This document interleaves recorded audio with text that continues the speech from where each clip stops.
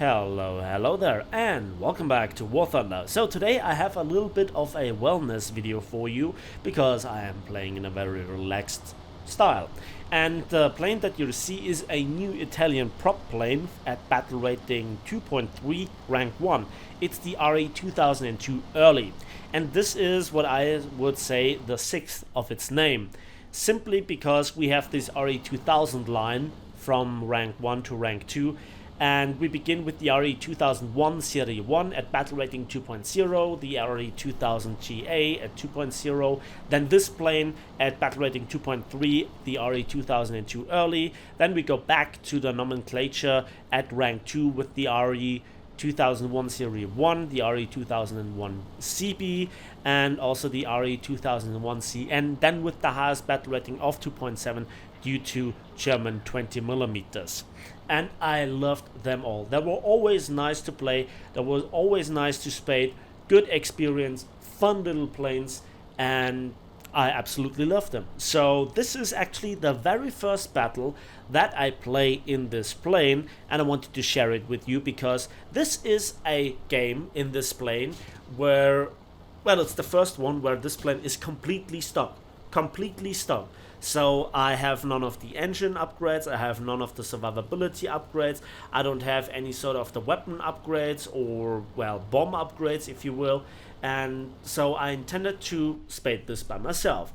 Despite being a content creator and having a lot of support by Gaijin in terms of test drives and vehicles and premiums given to me as well as Golden Eagles, I think that you never must lose the touch with the people that are actually paying Gaijin, the average player. And I say that a lot of players are completely free to play. A lot of players are paying Gaijin nothing at all.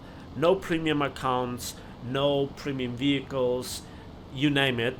So a lot of people are playing this way. Now I am going through here a lot of the other acquiring boosters, if you will. And so daily login, fulfilling warbond missions, etc. And also the tournament that won gave me some nice boosters.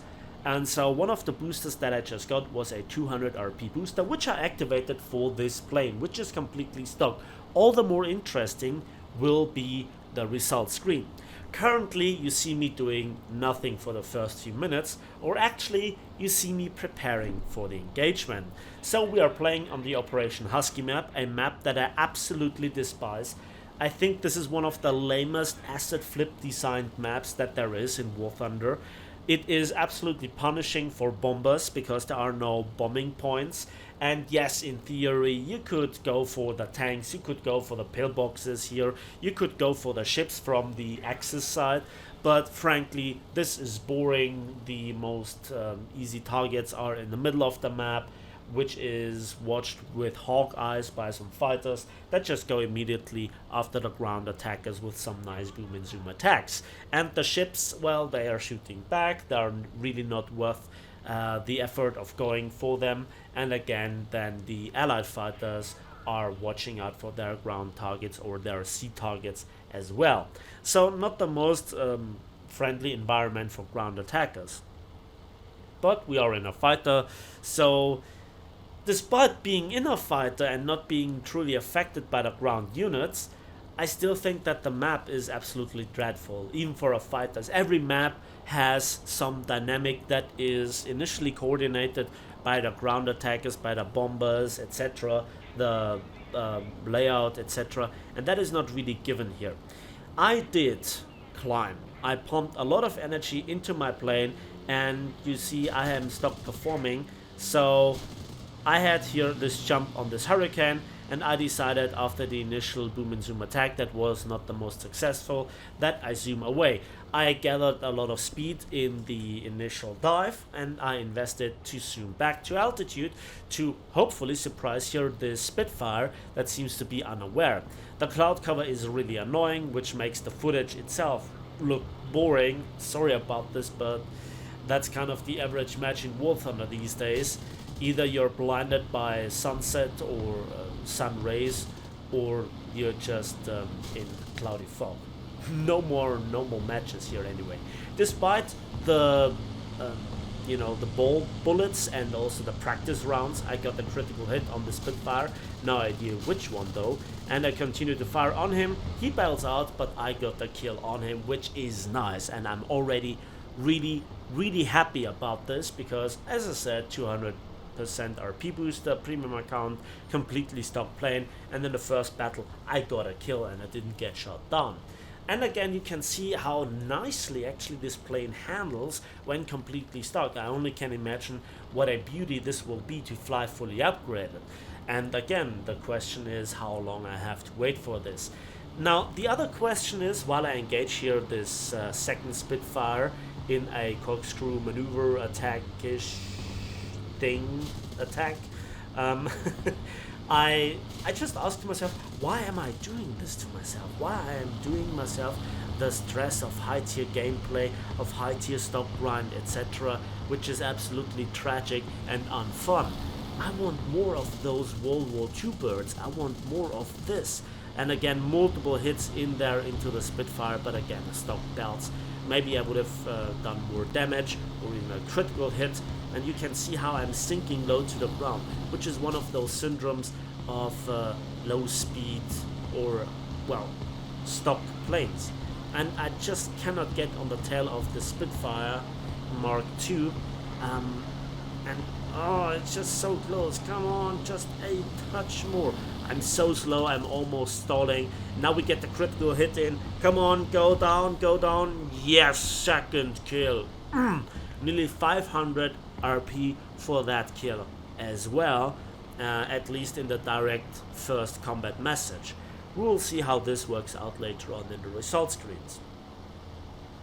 So there are only 2 or 3 enemies left. One is a Corsair, one is a French bomber, and some other plane. So we'll see how, if we can get one more of those. So again, let me know what really gets you into this stock grind where you have to play dozens of matches to get even the first upgrade, to get probably only the fire prevention equipment or the repair toolkit for your tanks, your ships, and if this is really worth going for it. For me personally, it was always punishing, it was always annoying, and so playing stock grind was by default, for me personally, always not so much of a problem up until you hit rank 4, where then the discrepancy really shows. You're coming across more capable players, and then the first jets. Stock jets, the first stock jets, absolutely awful. But this plane, I absolutely love it. Again, first battle, first match, and I have absolutely no idea how this thing will perform when fully upgraded, but I cannot wait for it. So the problem is here again, I cannot rack up here some other artillery positions or howitzers. Now after the fight is already won, we are about to win this match, no doubt about this.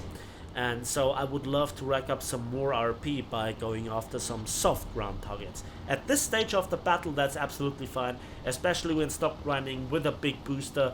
Hell, why the hell not? A few hundred or a few thousand extra RP are always welcome. And now the last enemy was shot down, and this is now where the match comes to a close. Let's now have a look at the post-battle result screens. And that looks promising. Yes, 23,000 silver lines and nearly 6,300 modification research points for this plane. That's really great. Second place in team with 2 kills. And now let's have a look at the upgrades. Oh yes, that looks good. Not 1 module, not 2 modules for the weaponry, the survivability and the flight performance. No, nearly everything I can unlock with this right now, except the bombs, which are on a fighter, in my opinion, not a priority. And yeah, I'm now looking forward to the next match to be played with this plane. I hope you enjoyed this video. Please give this a like if you did, subscribe if you want to see more, and we'll see each other on the waves, on the battlefields, and in the skies of War Thunder.